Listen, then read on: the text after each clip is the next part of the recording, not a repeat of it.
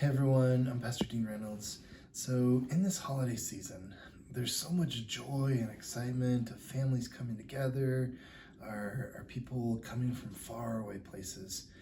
But for some of us, there's the fear and the apprehension of what about that conflict? And what about the ways that we don't get along in this time of peace and celebrating the joy of the holiday of Jesus? So here at Seeds Wilderness Therapy, we wanted to offer you a little bit just to think about what can you do in conflict and really like what's our role in that. Throughout this video and throughout the handout that we'll put on the fridge here for you guys, we want to bless you with the difference of understanding of expectation and hope. And expectation is something that I demand of the world. I expect this thing to happen. And if we're honest, we have all kinds of expectations. We expect the grocery store to have what we're looking for. We expect the airlines to be on time or to be cheap or to not be delayed from weather. We expect our families to be nice, peaceful. We expect gas to be a certain price. And when any of those expectations change, our emotions go with it. And I want to give you the power to say that the things around you don't have to affect your emotions. And so ultimately we can move into hope. I hope that the airline is on time. I hope that the grocery store has what I want. Or I hope that my family is peaceful. Or I hope that these things would happen. And ultimately with hope, I can live into this my emotions are not part of this. My emotions are not chosen by the world around me, but I maintain control, I maintain power over my heart. So hope is the acronym that we're going to give to you with this. So when in conflict, you can pause and go through this acronym and come out the other side with more peace and joy. So first is H. H stands for halt and hide. And so ultimately we just want to say, hey, time out. I'm dealing with some stuff here. I really want to hear you. I really want to be with you and serve you with what you have or what you're asking for. But I gotta just take some time and be with me. So do that well. Don't just say hey, whatever. I'm leaving. Right? You want to honor that person in that time. But then I'd encourage you to hide for a few minutes. Go to your bedroom, go out to the garage, or even go to the bathroom because that's a great place to hide. And just take a few minutes to go through this. So the reason that it's almost like this mini retreat. And the reason we go to wilderness in that is that it allows us to hide and really focus on our heart.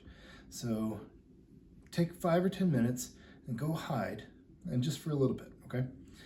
O is observe. Observe your heart, observe the emotions that are coming up, and observe, are you living into an expectation, a demand of the people around you, or are you living into hope?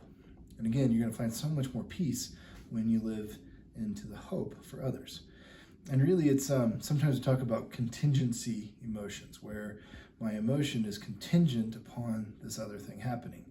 And I want to teach you that you can be joyful and peaceful and happy no matter what happens, because we live into the hope of this other thing happening rather than the expectation. So just observe what's going on in your heart. Finally, P is pray. So pray for what it is that Jesus wants. So pray for the other person, pray for your heart, pray for your experience, and really think about if I'm living into a demand that is unfair for the other person. And in this prayer, what I would encourage you to do is surrender. Lord, your will be done here. I hope that it serves my thing, but if it doesn't, that's fine, because I can die to myself. I can be with your path for me. I can surrender.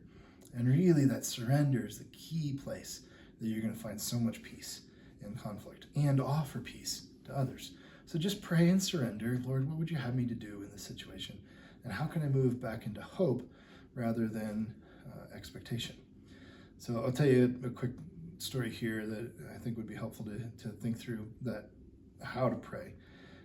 I could expect my wife to make me another cup of coffee, and if she does, then I'm happy. But if she doesn't, then I'm frustrated at her.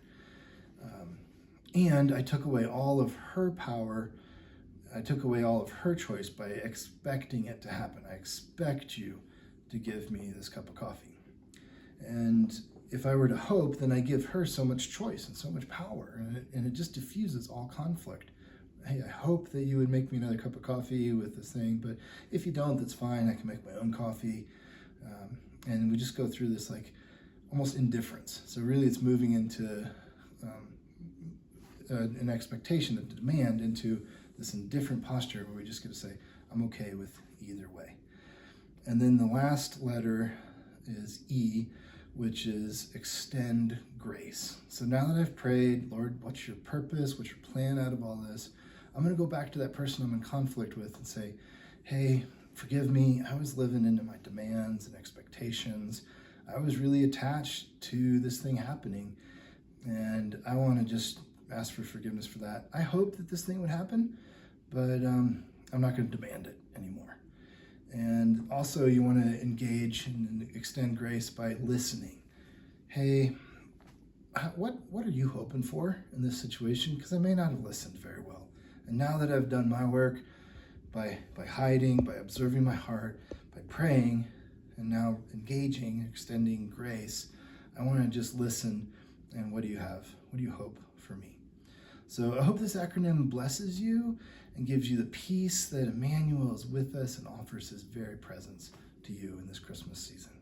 God bless.